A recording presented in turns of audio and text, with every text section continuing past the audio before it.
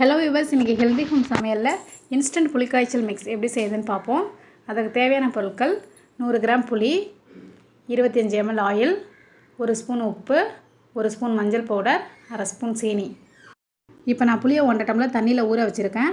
கொஞ்சம் சூடான தண்ணி சேர்த்து ஊற வச்சிங்கன்னா டக்குன்னு ஊறிடும். இப்போ இதை நல்லா கரைச்சிக்கலாம். கரைச்சிட்டு இதில் உள்ள சக்கை எல்லாத்தையும் நல்லா வடிகட்டிட்டு இதை மாதிரி ஒரு திக்கான ஜூஸாக எடுத்து வச்சுக்கலாம். அடுத்ததாக அடுப்பில் பேன் வச்சு அதில் 1 ஸ்பூன் எண்ணெய் சேர்த்துக்கலாம். இதில் கரைச்சி வச்ச புளி பேஸ்ட்டை சேர்த்துக்கலாம்.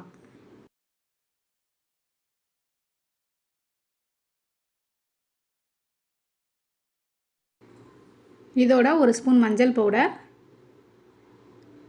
உப்பு எல்லாம் சேர்த்து நல்லா கரைச்சிட்டு நல்லா திக்காக வர வரைக்கும் கொதிக்க விட்டுக்கலாம்.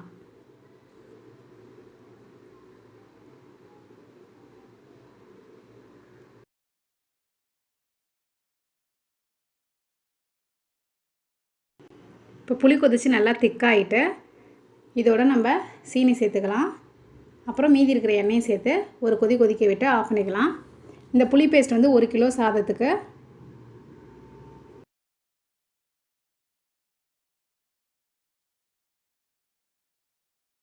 அடுத்ததாக இந்த புளி பேஸ்ட்டை வச்சு நம்ம எப்படி சாதம் கலக்கிறதுன்னு பார்ப்போம்.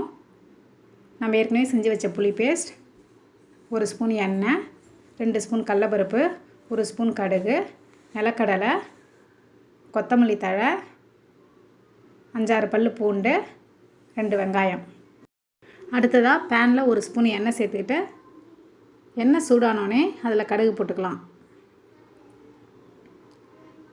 கடுகு வெடித்தோடனே அதோட கடலைப்பருப்பு,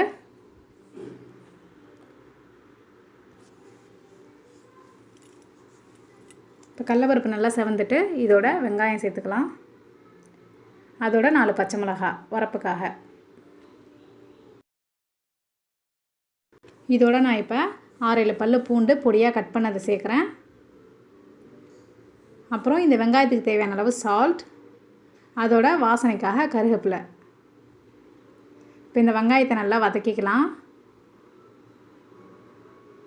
அடுத்தது எப்படி சாதம் கலக்கிறதுன்னு பார்க்கலாம். 1/2 கிலோ அரிசியை நான் சாதமாக வடித்து வச்சுருக்கேன். நம்ம செஞ்சுருக்க பேஸ்ட் வந்து 1 கிலோ அரிசிக்கான பேஸ்ட். அதனால் நான் வச்சுருக்க பேஸ்ட்டில் பாதி போட்டுக்கிறேன். இந்த புளி பேஸ்ட் மீதி இருக்கிறத நீங்கள் ஃப்ரிட்ஜில் ஸ்டோர் பண்ணி வச்சுக்கலாம். இப்போ இதோட வதக்குனதை சேர்த்துக்கலாம்.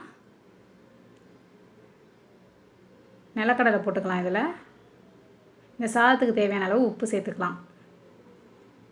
இப்போ இதை நல்லா மிக்ஸ் பண்ணிட்டா சாதம் ரெடி ஆகிடும்.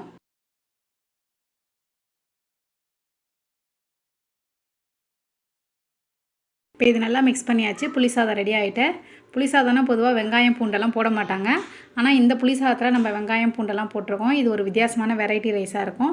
உங்களுக்கும் ரொம்ப பிடிக்கும். நீங்கள் இதை ட்ரை பண்ணி பாருங்கள் கண்டிப்பாக. இன்னொரு வித்தியாசமான வீடியோவில் உங்களை சந்திக்கிறேன். அதுவரை உங்களிடமிருந்து விடைபெறுவது சித்ரா. அன்பால் இணைவோம், ஆரோக்கியமாக வாழ்வோம். இன்றே இணைந்திருங்கள் ஹெல்தி ஹோம் சமையலோடு.